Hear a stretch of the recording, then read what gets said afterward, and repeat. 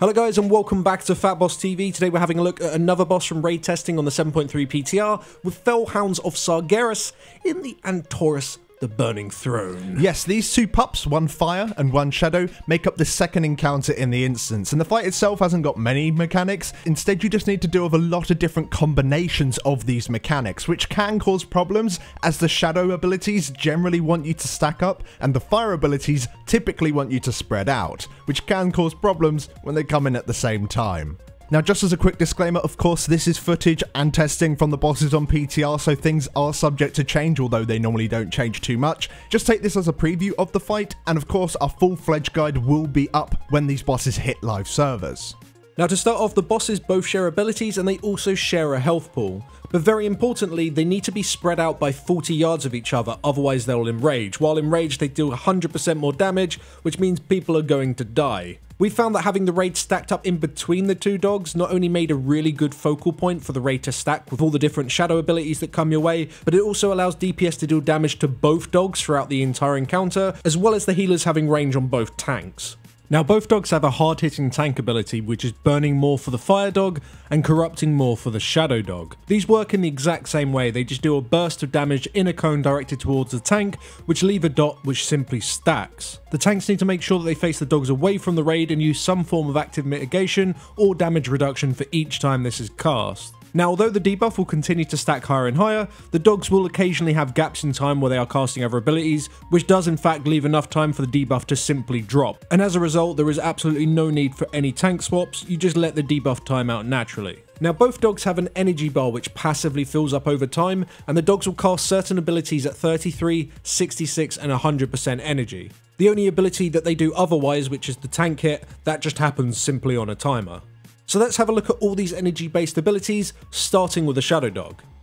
So at 33% energy, the Shadow Dog will send out a consuming sphere towards the location of a random player. This orb will pull in all players, however it seems like the further away you are from the orb, the weaker the pull-in is. If you come into contact with the orb, you'll be taking ever-increasing ticking damage until you leave it, so pretty much when this orb comes in, you just need to run against the pull-in. We found that raid-wide movement speed increases really made this ability trivial, as well as using things like warlock gates that you could just make a huge amount of distance and you could pretty much ignore the pull-in. Now the direction of the orb didn't seem to be baitable, aside from the fact that it always went towards a player who wasn't in melee range of the Shadow Dog. Honestly, you could probably do a really complicated bait strat with everyone at range, but it doesn't really feel needed. When the orb comes in, just run away from it. At 66% energy, the Shadow Dog will debuff several players with Weight of Darkness. This 5-second debuff slows those players over the course of the debuff.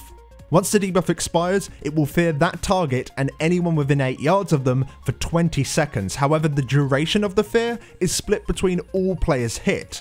And if you spread the fear with more than 2 other players, the fear will not trigger at all. So the debuff players need to have at least 2 other players stand on top of them so that the fear doesn't go off. In order to make this super easy, we had all melee DPS damage the Shadow Dog so that when the debuff came in, they could just stack on top of one another, whilst the range dealt with any of the ranged fears. However, the tanks can also get this ability. So we had the melee stack on the Shadow Dog tank if he got the debuff, and if the fire tank got the debuff, we would have some mobile range DPS such as hunters or mages quickly jump over and help them out. The fear can also be immune by abilities such as like Berserker Rage, so if you do have a warrior tank out there, they can just remove it by themselves if they want to. At 100% energy, the Shadow Dog will cast Siphon Corruption. This deals moderate ticking damage to the raid over 9 seconds, whilst frequently sending out waves of Siphon debuffs. Siphoned is a 4-second debuff that will deal damage split between all players within 8 yards when it expires. So to counter this ability, you just kind of want to be stacked up, not just to help heal up the passive ticking damage on the raid, but also to spread the damage from the Siphon debuffs. We found that range can just huddle up and spread the damage with themselves, and melee can just do the same next to the Shadow Dog so they can continue to blast damage into the boss. The damage alone from this ability isn't really enough to warrant using healing cooldowns, however when it overlaps with other mechanics, you'll likely need to use 1 or 2, but we'll get to that later.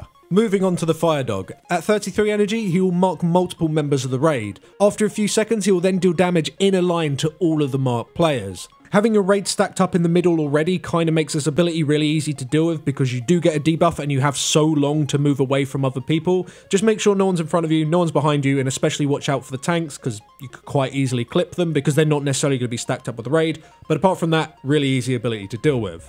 At 66 energy, he will cast Molten Touch. This will pick up a few members of the raid and stun them for 2 seconds while they're suspended in the air. During this stun, the players will take a fair amount of ticking damage while also spewing out a bunch of fire swirlies at the location of random players. Players on the ground really need to make sure they just move out of these circles, while healers keep the stun players topped up.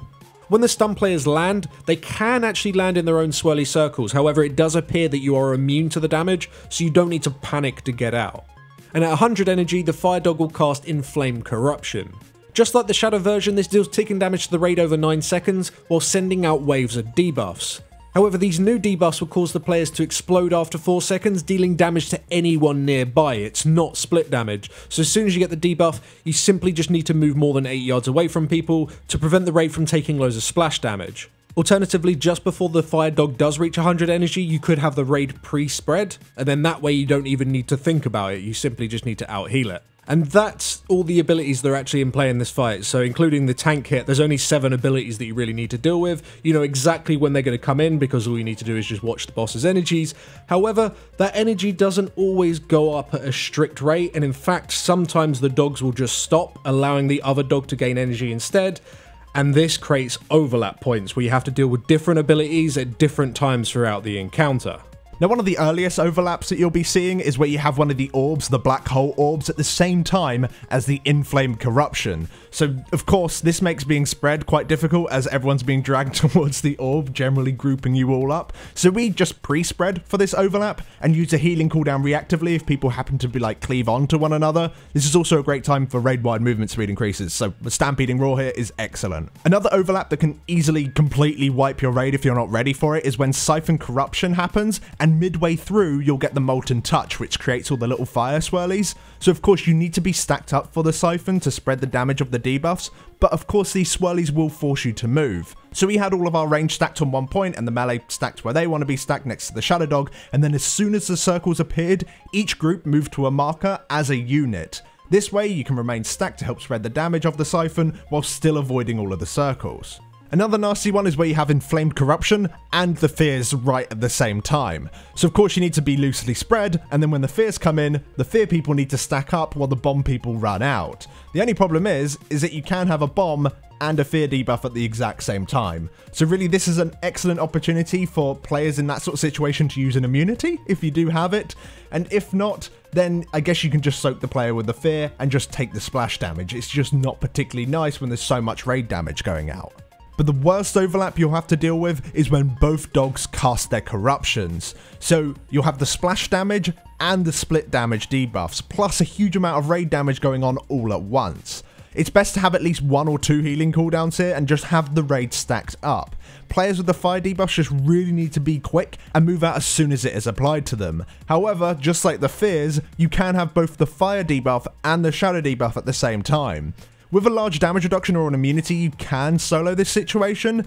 If not, honestly, it's probably best that that player just dies and you can res them afterwards. Normally for us, 1 or 2 people died during this overlap, and it's very late into the fight and the bosses are generally very low at this point, so it maybe acts as a kind of enrage, like, come on, hurry up and get the fuck out of this encounter already, these bosses should be dead. But yeah, it's a pretty nasty one, that one. But apart from those overlaps, that is literally the encounter. So what do we think about it? So yeah, I do like the fact that the overlaps changed throughout the fight. It kept things feeling fresh, where you had to like think, okay, what's the next overlap? How am I going to prepare for it? You're looking at the boss's energies, because of course you'd have DBM on the PTR, so you're always having a look what's coming up next. And some of the overlaps are awesome. Like, there's a lot of group coordination needed, such as when you have the Siphons and the Swellies at the same time. You have to like be moving as a group. I don't know, I think it's really nice for an early boss like this to have those sort of group-wide abilities that you need to deal with, because normally early bosses, it's just like, generally you can play by yourself. Fire. Occasionally you might need to group up for like Harsher Town or something. Generally speaking, it's just don't be terrible. Yeah. And this boss isn't like that. You can't really solo it because you need other people to help you out. That said though, there is a bit of personal play involved with it. Oh, 100%, you know, yeah. Choices with what you're doing, exactly with what debuff, or if if it's wise for you to stack up or spread out, you do need to have some sort of decision based on what debuff you're receiving.